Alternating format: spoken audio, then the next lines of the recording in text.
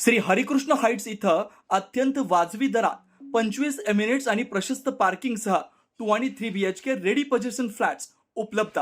बुकिंगसाठी संपर्क पार्श्वनाथ प्रोजेक्ट 9090 78 78 33।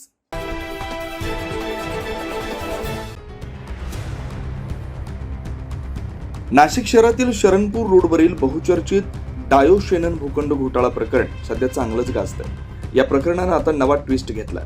सदर प्रकरण हे न्यायप्रविष्ट कोर्टात प्रलंबित आहे। शरणपूर रोडवरील जुने कमिशनर ऑफिस आणि समाज बांधवांची घरं तसेच शैक्षणिक संस्थांच्या इमारती अशा एकूण 6 एकरच्या भूखंडावरून वाद निर्माण झाला। दरम्यान आंतरराष्ट्रीय कंपनी कायदा अपील न्यायाधिकरण यांच्या आदेशान्वये डॉक्टर अरविंद मोरे यांना पुन्हा या संस्थेच्या कार्यकारिणीमध्ये संचालकपदी नियुक्ती करावी असे निर्देश देण्यात आले। या सर्व प्रकरणाची सखोल चौकशी करण्यात यावी या मागणीसाठी सरकारवाडा पोलीस स्टेशन इथं तक्रार दाखल करण्यात आली। तसेच शरणपूर रोडवरील जुने कमिशनर ऑफिसची जागा ही केवळ 3 महिन्यांच्या आत कमिशनर ऑफिसला आणि तेथील राहणारे समाज बांधव तसेच शैक्षणिक संस्थांना कायदेशीररित्या हस्तांतरित करून हा मार्ग सोडण्यात यावा अशी मागणी करण्यात आली। या संपूर्ण प्रकरणासंदर्भात सर्वोच्च न्यायालयाचे ॲडव्होकेट आशुतोष राठोड आणि अंजली राठोड यांच्या वतीनं नुकतीच पत्रकार परिषद घेण्यात आली। मी आशुतोष राठोड, सिनियर ॲडव्होकेट। माझे क्लायंट डॉक्टर अरविंद मोरे यांच्या संदर्भात यांच्या वतीने आज मी स्टेटमेंट करतो आहे की नाशिक शहरातील जो खूप जुना मुद्दा आहे NDTA आणि जुने पोलीस आयुक्त कार्यालय या जमिनीचा वाद, तर याची सर्व कायदेशीर सर्व न्यायालयांचे आदेश यांचे अवलोकन करतात आणि प्रशासन आणि खास करून माननीय पोलीस आयुक्त साहेब यांच्याबरोबर कायद्याने जे पात्र आहेत ते संचालक अशा सर्वांची एक जर बैठक झाली तर याच्यात निश्चितच 3 महिन्यात हा तोडगा निघू शकतो आणि या सर्व बाबींवर एक अतिशय चांगला सोल्युशन निघून नाशिक शहरात एक चांगला पायंडा आपण पाडू शकतो। याच्यात आता कायदेशीर सल्लागार ॲडव्होकेट महेश कुमार गोयल यांनी जे डॉक्टर मोरे यांना धमकी दिली आहे आणि त्या धमकीमध्ये CP साहेबांच्या नावाचा गैरवापर केलेला आहे, ते प्रकरण कायद्याच्या दृष्टीने मार्गी लागेलच।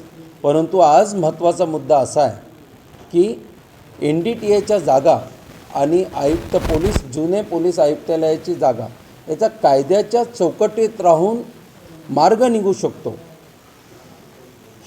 ही आमची भूमिका जाहीरपणे मांडण्यासाठी आजची पत्रकार परिषद घेण्यात आलेली आहे।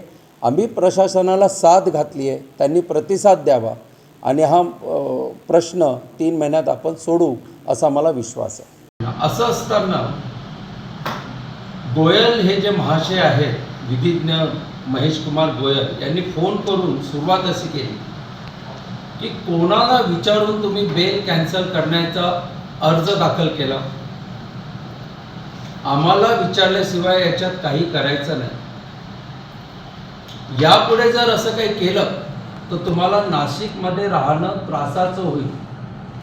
आता खूप महत्त्वाचं आहे, खूप म्हणजे हे बॉलिवूड स्टाईल वाटेल, परंतु जे रेकॉर्डवर आहे ते मी बोलतोय आणि कॅमेरा समोर बोलतोय। गोयल यांचे वाक्य आहे की तुम्हाला आत घेऊन ठोकून टाकू, म्हणजे तुम्हाला अरेस्ट करू आणि एन्काउंटर करू, आत घेऊन ठोकून टाकू, जो आमच्या मार्गात येईल त्याला आडवा करून टाकू, म्हणजे त्याचा खून करून टाकू, आडवा करून टाकू म्हणजे ठार मारू, त्याला जगण्याचा अधिकार नाही, तो आमच्या आडवा आला, तुला जगण्याचा अधिकार नाही, तुला आडवा करून टाकू। हे करत असताना अतिशय गंभीर बाब अशी आहे की त्यांनी माननीय पोलीस आयुक्त यांच्या नावाचा वारंवार उल्लेख केला की हे माझं CP आणि माझं प्रकरण आहे, CP आणि माझं प्रकरण आहे। मला पूर्ण विश्वास आहे आपले जे माननीय पोलीस आयुक्त आहेत ते अतिशय लॉ अबायडिंग पर्सन आहेत, कायद्याची तमा बाळगणारे अधिकारी आहेत, त्यांच्याबद्दल आपल्या सर्वांना मनात आदर आहे।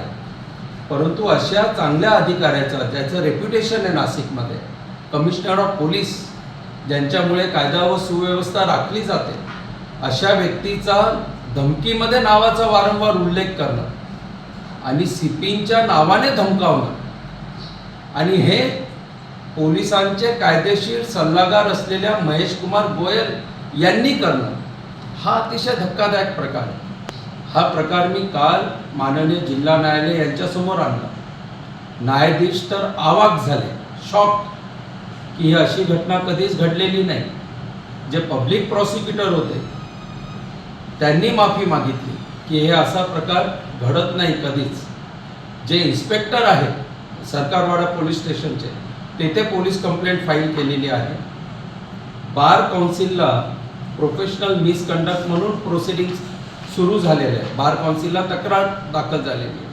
कोणताही वकील, असं वकिलाचं काम असतं युक्तिवाद करणं, असं कोर्टाच्या बाहेर धमकी देणे, काहीतरी भूमाफियांसाठी काम करणे हे वकिलांचं काम नाही.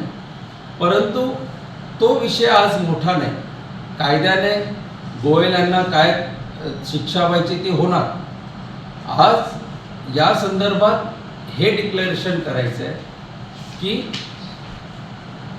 प्रशासनाने आत्ताही प्रतिसाद द्यावा. आम्ही खास माननीय पोलीस आयुक्त यांची रीतसर वेळ घेऊन भेटायला जाणार आहोत. डॉक्टर अरविंद मोरे यांनी एक प्रस्ताव तयार केला आहे.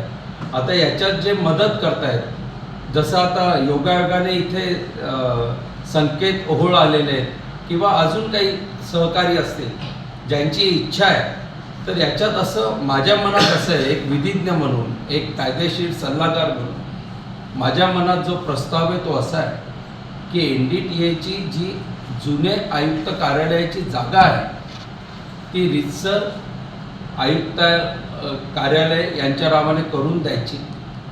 म्हणजे एक शासनाबरोबरचा तिढा आपला संपतो. त्या एरियामध्ये जे एज्युकेशनल काही हे असेल ते डिस्टर्ब नाही करायचं, म्हणजे विद्यार्थ्यांचे हित जपले जातात. आणि त्या भागात चर्च आहे, नंतर ख्रिश्चन समाज बांधवांचे काही घरं आहेत ते डिस्टर्ब नाही करायचे. तिथे जर काही चांगल्या सुविधा देता येतील तर या प्रस्तावामध्ये त्या द्यायच्या. आणि ज्या मोकळ्या जागा आहेत तिथे NDTAचा सर्व ट्रान्सपरंट कारभार अतिशय पारदर्शक पद्धतीने त्या सर्व मालमत्तांचं एक रोडमॅप तयार करायचा आणि चांगल्या प्रकारे ते विकसित करायच्या, त्या डेव्हलप करायच्या. यासाठी ही पत्रकार परिषद आहे. तर 9 न्यूज महाराष्ट्रासाठी प्रतिनिधी अनिल केदारे, नाशिक.